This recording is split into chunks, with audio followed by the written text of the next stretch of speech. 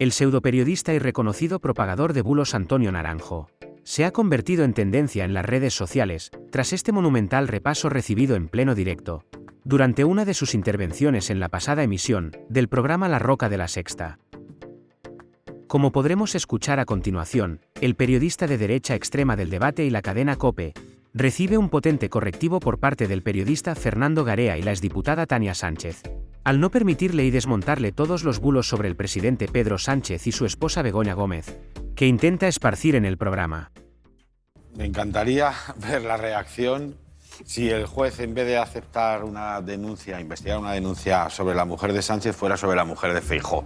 Nos reiríamos bastante viendo cómo lo que se mantiene de unos se les resta al otro. Pero la pregunta era sobre Europa, ¿no? Bueno, pues yo voy a aprovechar este breve turno que voy a tener seguramente para recordar que el Grupo de Estados contra la Corrupción, el GRECO, que depende del Consejo Europeo, le recomendó expresamente a España y la regañó por no cumplir que para evitar las dudas, los bulos y las sospechas, los cónyuges de los altos cargos, incluyendo al presidente del gobierno, consignaran sus datos de actividad económica en sede oficial y que, si lo estimaba oportuno, además los hiciera públicos.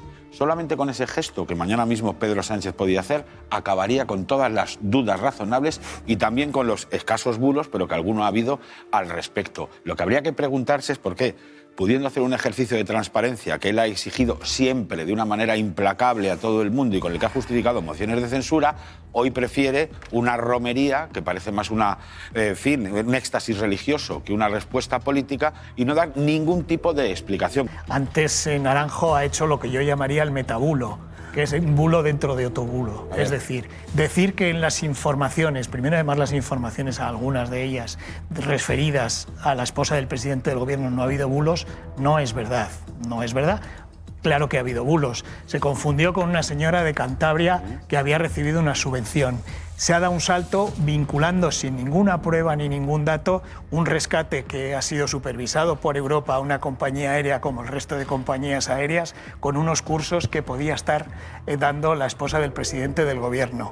Se ha dicho que una carta resolvió un concurso de unas adjudicaciones que, por cierto, no llegaban a Consejo de Ministros, sino que iban a un organismo del gobierno que es Redes, cuando esas cartas ni siquiera llegaron al final del concurso. Esa carta, perdón, porque es una repetida 2 veces, llegó al final del concurso. Es decir, claro que ha habido bulos referido a eso. Y decir que no ha habido ni un ataque despiadado por parte de la oposición al presidente del gobierno y concretamente a su familia, ni que no ha habido bulos respecto a la mujer del presidente, creo que no es cierto y en sí mismo es una falsedad.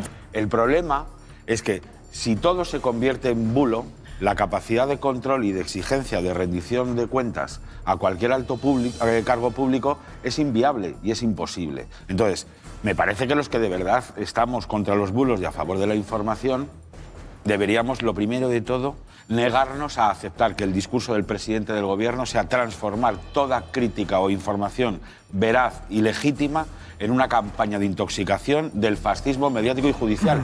Y voy a decir, como decía Fernando, del metabulo, no sé qué, voy a decir yo muy rápido, todo lo rápido que puedo, informaciones de distintos medios de comunicación firmadas por periodistas muy solventes que nadie ha desmentido. ¿Sabes por qué? Porque no se pueden desmentir. Una, la creación ad hoc de una cátedra extraordinaria para la mujer del presidente del gobierno, que estuvo sin ningún tipo de control durante 2 años y que se dedicaba al universo de la captación de fondos públicos.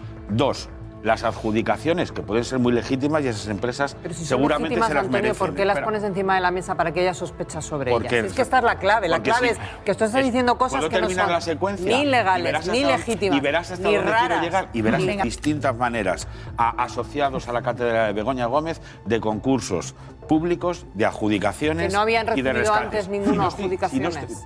No digo porque es que esta es la técnica de soltar adjudicación de decir cosas que son sospechosas cuando no lo son. Gómez de adjudicaciones del gobierno y de distintos ministerios que están bajo la tutela de su marido. Bien, y ante todo eso, ¿sabes lo que pedimos algunos? No acusamos. No creo que haga falta una denuncia penal.